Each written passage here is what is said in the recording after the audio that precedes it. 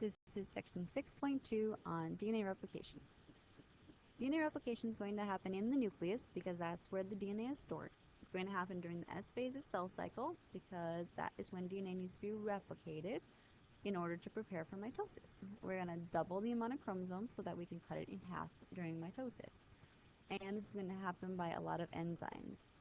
This picture is pretty cool. It is an electron microscope picture of DNA, and you can see the little coils or the little threads that show that it's a double helix, all tightly wound. So DNA is a double strand. Okay, so it has one strand that is running straight down, so we call that the 5' to 3', meaning it's flipped right side up. The other strand is actually flipped upside down, which is called 3' to 5'. The only reason why that's important is because in DNA replication it causes a little bit of a problem. So we're going to focus on the bottom strand here, which is called the leading strand. Basically what happens is this enzyme, DNA helicase, the blue triangle, is going to go through and break all of those hydrogen bonds that are bonding the bases together, and so it's going to unwind and unzip the DNA strand. Then another enzyme, DNA polymerase, meaning it makes a polymer, right? And ACE means enzyme. So it's going to start going through and adding the complementary bases. So if it says ATTT, on the other side it's going to write TAAA.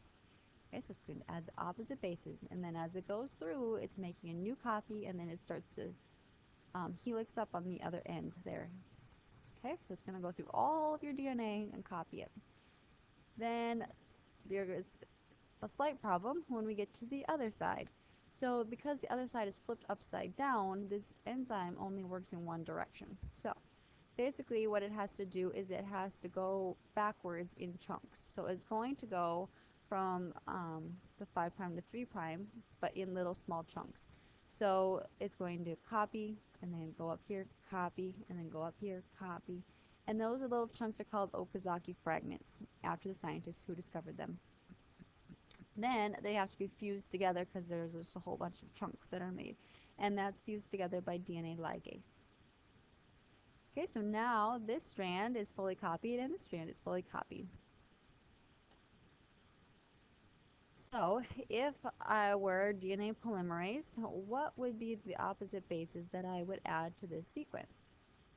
Keeping in mind that T bonds to A and C bonds to G. This is what you should get.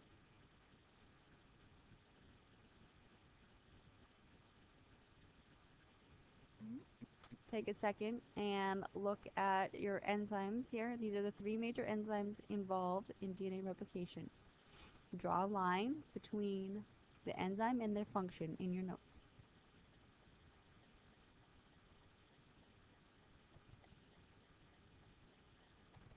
Here are the correct answers. So DNA helicase is going to break those bonds, allow it to unzip. DNA polymerase is going to add extra bases to make the new strand, and DNA ligase is going to fuse those Okazaki fragments.